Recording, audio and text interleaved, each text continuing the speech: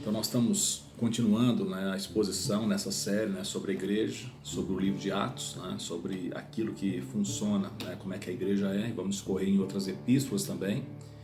E tínhamos terminado o capítulo 2, quando falava a maneira como os cristãos viviam no início, né, a comunidade cristã, né, primitiva, como é dito, como é que eles perseveravam, né, na doutrina dos apóstolos, na comunhão, no partir do pão, nas orações, como que havia temor, né, em cada pessoa e como que aquele ambiente, né, de simpatia fazia com que a igreja crescesse, né, dia a dia, e acrescentando Deus, né, aqueles que iam sendo salvos, né? Então nós vimos, né, que eles louvavam a Deus e que cada um não retinha para si mesmo, né, aquilo que eram suas propriedades, mas a maneira como houve um mover que as pessoas espontaneamente, voluntariamente, sem que haja nenhuma ordem direta, né, elas vendiam propriedades e traziam os valores dessas propriedades para que fosse atendidas as pessoas que tinham necessidade, de sorte que não havia ninguém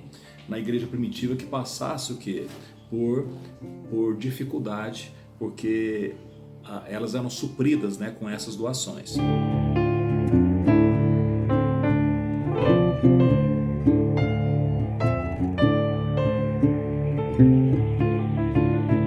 E aqui no capítulo 3 fala que Pedro e João subiam ao templo para a oração da hora nona. Eles subiam ao templo para a oração da hora nona. Era levado um homem coxo de nascença, a qual punham diariamente à porta do templo, chamado Formosa, para pedir esmola aos que entravam. Vendo ele a Pedro e João, que iam entrar no templo, implorava que lhe desse uma esmola. Pedro, fitando juntamente com João, disse: "Olha para nós." E ele os olhava atentamente, esperando receber alguma coisa. Pedro, porém, lhe disse: "Não possuo nem prata nem ouro, mas o que eu tenho eu te dou. Em nome de Jesus Cristo Nazareno, anda." E tomando pela mão direita, o levantou imediatamente, e os seus pés e tornozelos se firmaram, e de um salto pôs em pé. Passou a andar e entrou com eles no templo, saltando e louvando a Deus. Viu todo o povo a andar e a louvar a Deus, e reconheceram ser ele, o mesmo que esmolava, assentado à porta do templo, e se encheram de admiração e assombro por isso que lhe acontecera. Então, aquilo que era muito comum, né, nos primeiros anos da igreja, né, que eram os sinais, as maravilhas, os prodígios, a maneira como Deus confirmava, né, a pregação, né, dos apóstolos, com maravilhas, com curas. E aqui nós vemos um homem, né, que de maneira semelhante, o que nós vemos muitas vezes, estava o quê? Esmolando por conta de uma restrição física, né? Não havia ali programas, né, de atendimento, né, às pessoas com deficiência, né, o PCDs, né, como muitas vezes tem hoje, e que ele estava sendo colocado ali, né, provavelmente pela família, no sentido de esmolar. E quando Pedro e João, que pelo jeito aqui tinham o costume, né, de ir ao templo e tinha as orações, né, os horários das orações determinados, eles estavam indo e havia essa situação desse homem esmolando, né, o João, quer dizer, o Pedro, né, tomando pela mão, e o sujeito, né, esperava, né, porque se alguém parou, certamente, né, ia se compadecer e ia dar alguma coisa a ele, e esperava receber alguma coisa. E o Pedro vai e fala simplesmente: "Olha, não possuo nem prata nem ouro", quer dizer, não tenho recursos financeiros para passar para você, mas em nome de Jesus Cristo, né, o Nazareno, levanta e anda. Ou seja, ali houve uma cura, né, de um homem que havia, né, nascido, né, com problemas, com deficiência, né, e esse homem pulou, quer dizer, não foi só uma cura, mas também todas as articulações, a musculatura, enfim, tudo funcionou, quer dizer, um milagre fantástico. E esse homem pôs em pé e com um salto, né, ele ficou, né, dando esse testemunho, né, da cura que ele teve. E as pessoas, né, se tomaram de admiração e assombro pelas coisas que aconteceram. E apegando-se ele a Pedro e a João, todo o povo correu atônito para junto deles no pórtico do chamado de Salomão. Tendo à vista disso, Pedro se dirigiu ao povo dizendo: outra coisa muito comum é que os acontecimentos eram oportunidades para ministração da palavra, como Jesus. As pessoas vinham até ele para serem curados e Jesus o que? Subiu, sentou no monte, né? E os discípulos aproximaram e ele passou a ensiná-lo. Então o carro-chefe, né, que tem no ministério, né, da igreja, no ministério de Cristo, é o que? O ensino, a pregação. Porque todos os milagres, eles são temporários nessa maneira como nós vivemos aqui, antes, né, da ressurreição, enquanto nós aguardamos o novo céu e a nova terra. Mas o ensino são palavras que são espírito e vida, que nos dá substância, né, para que nós possamos viver uma vida digna enquanto nós aguardamos, né, enquanto nós estamos desenvolvendo o nosso ministério, missão, evangelismo, pregação, testemunho, até que realmente aquilo que nós esperamos, né, fruto dessa pregação, desse ensino aconteça, que é a volta gloriosa, né, de Jesus Cristo. Então, quando as pessoas se chegaram vendo todo aquele milagre, aí já vem o que? A pregação de Pedro, que diz: Pedro se dirigiu ao povo dizendo: Israelitas, por que vos maravilhais disto? Ou por que fitais os olhos em nós, como se pelo nosso próprio poder e piedade o tivéssemos feito andar? O Deus de Abraão, de Isaque e de Jacó, o Deus de nossos pais, glorificou o seu servo Jesus, a quem vós traístes e negastes perante Pilatos, quando este havia decidido soltá-lo. Vós, porém, negastes o santo e o justo e pediste que vos concedesse um homicida. Então o testemunho é a respeito de Jesus, e aí ele fala da origem de Jesus, né, da ascendência de Jesus, e de como que Jesus foi rejeitado e foi até trocado quando houve a oportunidade de uma soltura, né? Quando o Pôncio Pilatos foi e abriu a oportunidade, né, de soltar um prisioneiro, as pessoas preferiram, né, que um assassino fosse solto do que o doador da vida. Então escolheram Barrabás para que fosse solto ao invés de Jesus. E ele continua: Dissarte, mataste o autor da vida, a quem Deus ressuscitou dentre os mortos, do que nós somos testemunhas. Pela fé em o nome de Jesus é que este mesmo nome fortaleceu a este homem, que agora vedes e reconheceis. Sim, a fé que vem por meio de Jesus deu a este saúde perfeita na presença de todos. E aí então o testemunho de novo, né, de maneira muito enfática, o testemunho primordial, que não é só de um homem que viveu, mas de um homem que foi morto, mas ressuscitou. E aqui diz que Jesus deu, o nome de Jesus deu saúde, né, perfeita, né? E as pessoas estavam vendo e presenciando aquilo.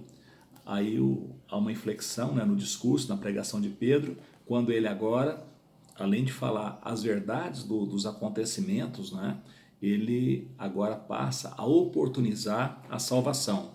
Porque o tempo que nós vivemos, o ministério da igreja não é um ministério de acusação, é um ministério de falar a verdade a respeito da realidade, mas também de oportunizar o quê? A salvação, porque nós estamos vivendo o ano aceitável do Senhor, aonde Deus está pronto o quê? A perdoar as pessoas que se arrependeram dos seus pecados e aproveitar a oportunidade de salvação que há no nome de Jesus Cristo. E ele diz então: e agora, irmãos, eu sei que o fizeste por ignorância, como também as vossas autoridades, mas Deus assim cumpriu o que tantos anunciara por boca de todos os profetas, que o seu Cristo havia de padecer. Então ele fala que foi isso mesmo que aconteceu, e isso não foi um improviso, porque os profetas, né, haviam predito que o Cristo, que o Messias, ele viria para reinar, mas que antes desse reinado haveria o que? Um sofrimento. Lá em Isaías 53, por todos os profetas, né, por todo o Antigo Testamento, nós vemos as profecias que diz respeito que a esse reino, né, que as pessoas ficam tentando imaginar, e muitas vezes pega essa sua imaginação e prega como se fosse verdade. Mas as coisas são do jeito que Deus fala que elas são, e do jeito que Deus faz elas acontecerem, e não segundo as expectativas das pessoas. Então ele fala: olha, vocês fizeram isso por ignorância. Também as autoridades, né, foram culpadas disso, né, por ignorância. Mas Deus cumpriu o que antes ele anunciou pela boca dos profetas, né, que o Cristo haveria de padecer. E aí já chega agora o que? No objetivo que é a pregação, que é levar as pessoas para o arrependimento, a mudança, né, de vida. Ele diz aqui: arrependei-vos, pois, e convertei-vos, para sede cancelados os vossos pecados, a fim de que, pela presença do Senhor, venham tempos de refrigério, e que ele envie o Cristo, que já vos foi designado, Jesus, do qual é necessário que o céu receba até aos tempos de restauração de todas as coisas que Deus falou por boca dos seus santos profetas desde a antiguidade. Então aqui ele fala a respeito de todo o cosmos. O que é para acontecer aqui na Terra? Arrependimento. É tempo de arrependimento. A pregação visa levar as pessoas o que? A quebrantar o coração e se arrepender. E que Jesus, né, ele voltará. E a gente está na expectativa da volta, mas ele está no céu até que haja os tempos de restauração. Então ele se assentou à direita de Deus, e até que Deus coloque todos os inimigos debaixo dos seus pés. E como é que faz isso? É exatamente pela maior força que existe na face da terra, que é a pregação do Evangelho. O poder de Deus para a salvação de todo aquele que nele crê. Então as pessoas têm a oportunidade o quê? De se converter, de reconciliar com Deus. E os inimigos vão se perdendo, porque eles não podem parar a pregação do Evangelho. E quando os inimigos então estiverem debaixo dos pés do Senhor Jesus, todo esse engodo, engano tiver passado, então Jesus Cristo virá. E virá o quê? Para receber os seus. E é como diz aqui assim: na verdade, Moisés disse: o Senhor vos suscitará dentre os vossos irmãos um profeta semelhante a mim. A ele ouvireis em tudo que vos disser. E acontecerá que toda alma que não ouvir a este profeta será exterminada do meio do povo. E todos os profetas, a começar por Samuel, assim como todos quanto falaram depois, também anunciaram esses dias. Vós sois filhos dos profetas e da aliança que Deus estabeleceu com vossos pais, dizendo a Abraão: a sua descendência, na tua descendência serão benditas todas as nações da terra. Na sua descendência serão abençoadas todas as nações da terra. Tendo Deus ressuscitado o seu servo, enviou primeiramente a vós outros, para que vos abençoar, no sentido de que cada um se aparte das suas perversidades. Então, aqui a junção daquilo que muitas vezes as pessoas, ou por ignorância, ou por conhecer pouco, ou por outro motivo, tentam separar, que é o Antigo do Novo Testamento. Então, na verdade, toda a palavra fala de um nome, de Jesus, do Cordeiro de Deus que tira o pecado do mundo. No Antigo Testamento nós temos a figura de Moisés. Moisés foi o libertador, né, do povo de Israel lá no Egito, né, no Antigo Testamento. E Jesus é o libertador o quê? Do povo de Deus no Novo Testamento. A libertação de Moisés foi uma libertação geográfica, né? Eles foram tirados do Egito, né, que representa o mundo, e foram levados para a Terra Prometida. E houve um caminhar, né, que não foi fácil, né, que era num deserto. E da mesma forma Jesus nos tira o quê? Das nossos pecados, das nossas imundícias, né? E nos transporta o quê? Para um reino do Filho do Amor. E nós aguardamos um novo céu e uma nova terra, mas enquanto isso não acontece, é como se nós tivéssemos o quê? Peregrinando em um deserto. Então, toda essa harmonia bíblica, né? A maneira como que aquilo que acontece, né, no Novo Testamento de maneira plena, já aconteceu de maneira embrionária no Antigo Testamento. Então, é falado aqui como que os profetas, o próprio Moisés, né, e desde Samuel, todos os outros, o que profetizaram a respeito disso, que existe uma oportunidade de bênção, mas também aqueles que rejeitam a Cristo Jesus e a sua palavra, essas pessoas serão exterminadas. Por quê? Porque elas terão retidas dentro de si o quê? Os seus próprios pecados. Então isso é uma pregação, é um carro-chefe da igreja, a pregação do Evangelho da paz, as boas novas de salvação para as pessoas que estão perdidas. Recusar o Evangelho é continuar em perdição. Então nós temos essa oportunidade e nós temos essa missão, né? Que Deus possa estar nos abençoando e nos fortalecendo. Se você nos tem acompanhado, peço que se inscreva no canal, que compartilhe os vídeos, né, que você faça os comentários abaixo, né, e que também coloque que curta, né? Inscrição, curtir, compartilhar e fazer os comentários. Isso ajuda com que nós possamos ter uma relevância maior, né, nesse canal, e as pessoas podem então escutar e ter oportunidade. Então, se você crê que isso aqui é interessante, é próprio, né, isso aqui deve ser levado adiante, que você possa nos ajudar nessa missão.